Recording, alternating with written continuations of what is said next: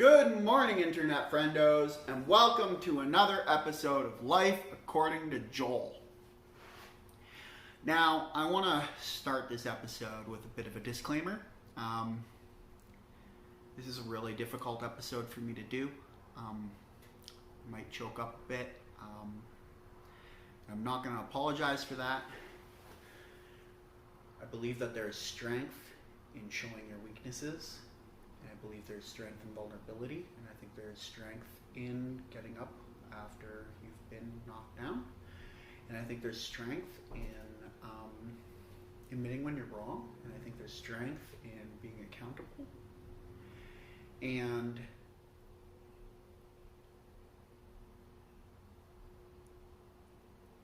I've failed a lot of you, including myself.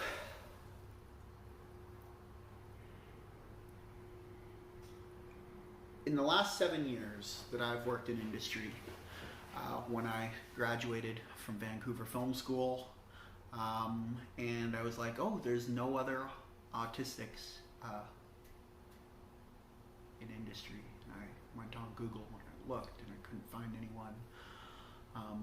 And I was like, I'm the very first one. And I started to work. And I was like, there's got to be others. And very quickly, other neurodivergent people started approaching me.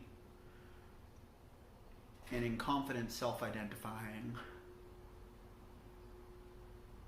with borderline personality disorder, with autism, with bipolar spectrum disorder, with a mood disorder, schizophrenia, with hypomania, with Tourette syndrome. There's people I know who are with Down syndrome. You name it, people came out of the woodworks. Down syndrome, they're not really hidden, but ADHD, dyslexia, these people that came to me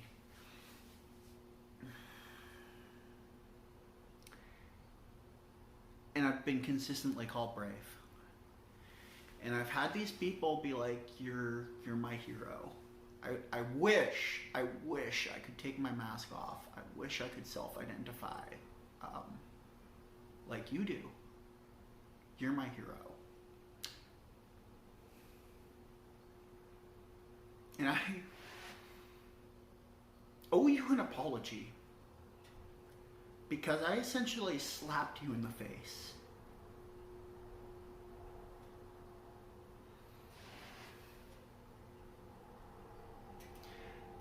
I said it's not brave to self-identify.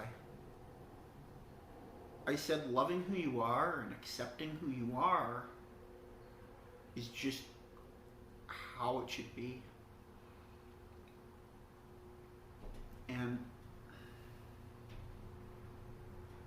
I said I'm proud of who I am. And I'm sorry, okay?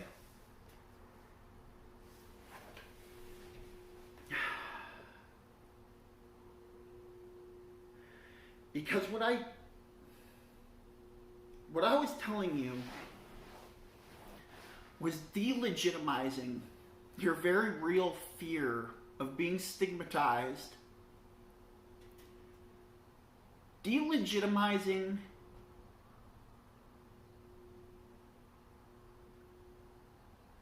who you are as a human being, hiding behind that mask. There is a very large population of neurodivergent people. It's well over 10%. Some stats put it at 18 to 20%, others say 14%. But regardless of the statistics,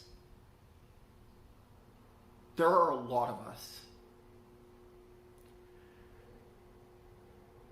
And I've had people who are higher up in the studios tell me that I'm brave. And I turned around to you and I slapped you in the face.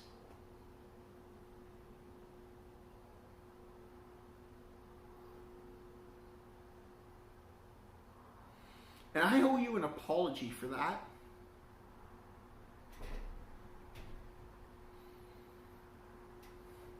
I owe you an apology for delegitimizing your very real fear. And I launched the You Are Not Alone campaign last year. And when I launched that campaign, I stood on front of camera and I said that it's not brave. And I said, be proud of who you are.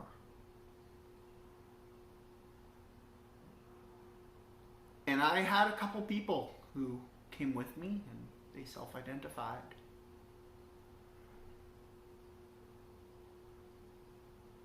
And I lied.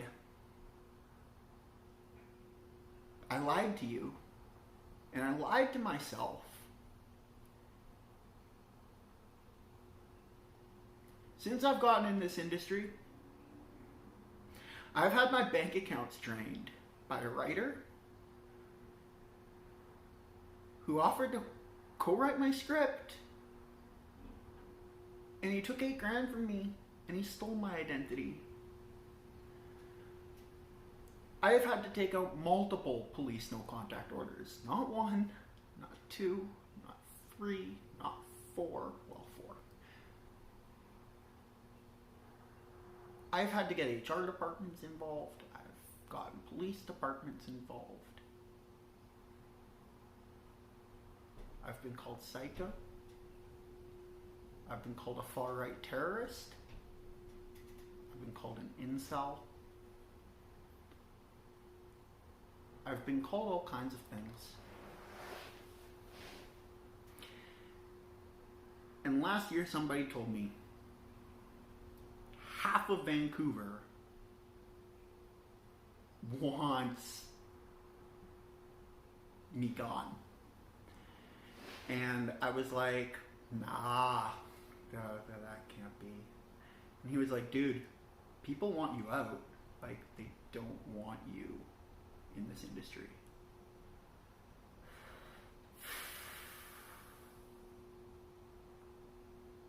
I was like, no, can't be.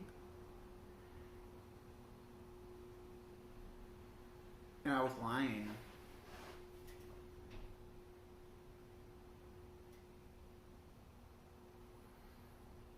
And for everybody who said that I'm your hero, and if you're wearing that mask, and I came on and I was like, ooh, we have all this support. We have all this support from LA, and the You Are Not Alone campaign has all this support from Vancouver, and all this support from New Zealand, and all this support. That support disappeared when the campaign went live. And it disappeared with a good reason. It disappeared because the stigma's real. It disappeared because people genuinely fear us.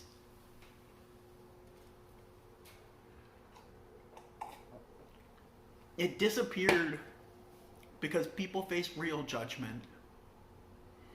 It disappeared because, in the words of an executive producer I will not name, I don't think the industry's ready,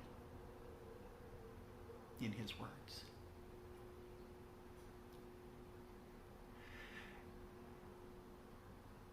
And I launched the campaign anyways.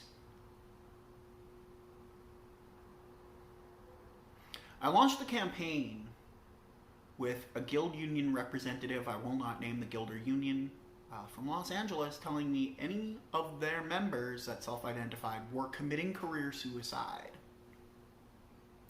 And I launched the campaign anyways.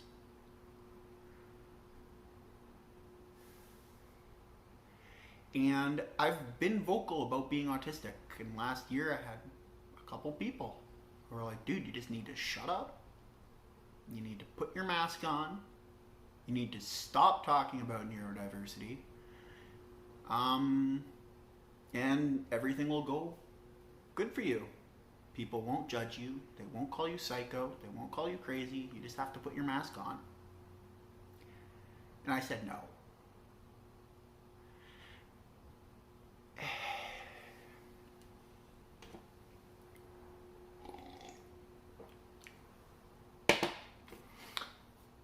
And I still say no. And that does make me a hero. And I am so sorry to everybody who is wearing a mask right now. I'm so sorry to everybody who has believed in me,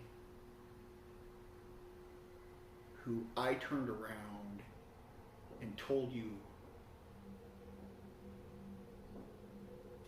that taking your mask off wasn't brave.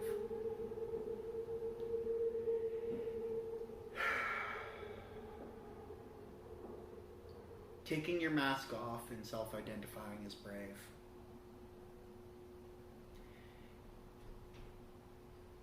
Being who you are is brave. And when somebody calls you their hero and you turn around and you tell them that you're not a hero, that is insulting.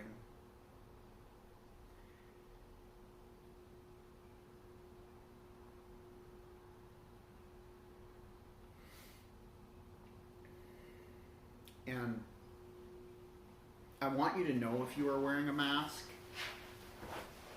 I want you to know if you are on the autism spectrum, if you have an anxiety disorder, if you're bipolar disorder, if you are on any spectrum of a unique neurological mindset, and you're looking at me and you're going, oh my God, that's why I don't take my mask off. That guy's freaking insane. And you're like, Joel, you are my hero. You are brave. You are standing in the line of fire. You are going to be judged. You are going to be discriminated against. You're going to be hated. You're going to be driven out of industry. People are going to be scared of you. People are going to call you psycho. They're going to call you crazy. They're going to gaslight you into a mental breakdown for their own benefit. They're going to hack your phone. They're going to steal your identity. They're going to rob your bank accounts. You're right. It happens.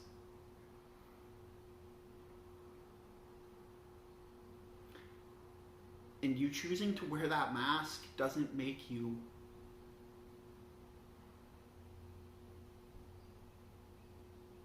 any less strong. And for the longest time, when I asked people to self-identify, I delegitimized your strength. By saying that it's not brave to self-identify, I delegitimized your strength in wearing your mask. And I let you down.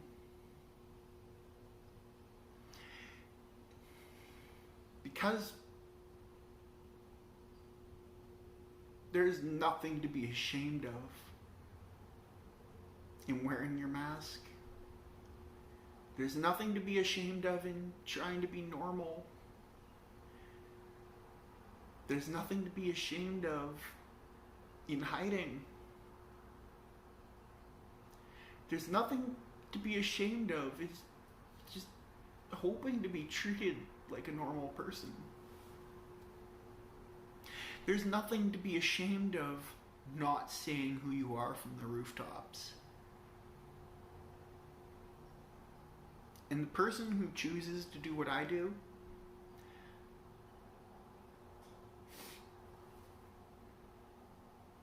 is a hero. And if you choose to self-identify, you're a hero. And when I say you're not alone, I'm not just saying you're not alone to people who have a career death wish, like myself. I'm saying you are not alone to everybody who hides who they are. And it wasn't until the last few decades that the LGBTQ plus community started being like, hey, let's take this out from behind closed doors and let's be proud of who we are. And the world has come a long ways. And you have Atypical from Netflix, and you have the accountant from Warner Brothers, and you have the Good Doctor, and you have you have increasing presence of neurodivergent casts like in Kiss Me First, and there's progress being made.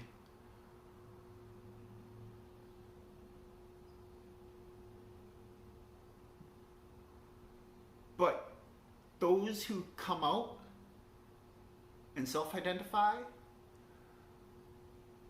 are heroes. And as we see movements like Nothing About Us Without Us, which is seeing autistic actors and writers and people who are getting into the film industry saying enough is enough. Autistic people have to have representation behind the screen. There has to be autistic creatives creating autistic stories. As we see a movement more towards having Down syndrome actors and having writers who are proudly manic or proudly bipolar or spectrum or proudly on a mood disorder spectrum or proudly atypical or proudly schizophrenic, as we see more and more creatives being called for, I hope that people will be able to take their mask off because they're already there. Okay? When I say you are not alone and I'm like, I'm so proud of being neurodivergent and publicly screaming it from the rooftops, I might delegitimize your strength and you might feel like shit for not being able to remove your mask. You might feel like I'm mocking you, and I apologize for that, okay?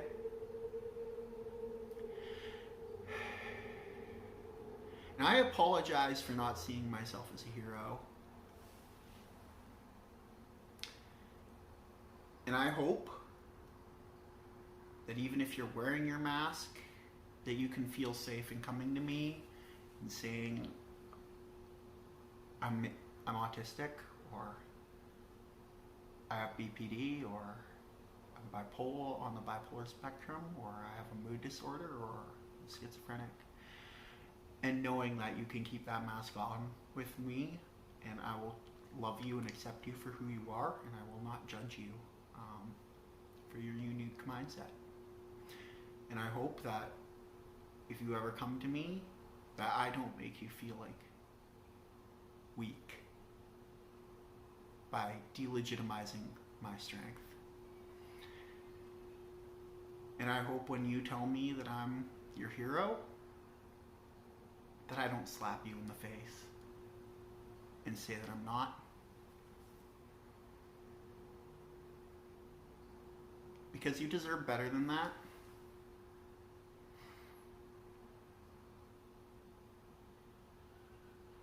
You deserve better than that.